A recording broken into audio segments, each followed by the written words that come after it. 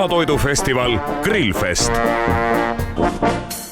Tere jõudu, et kas postkontor on avatud? Ma sooviksin tädile Harkovisse kirja saata.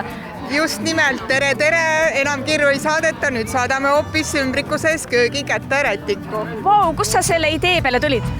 See on tegelikult üks vana hea idee, mis on nüüd elustatud, et meil Pärnus kunagi oli ju linakombinaat, kes tegi selliseid kunstniku joonistega köögi kätte rätte.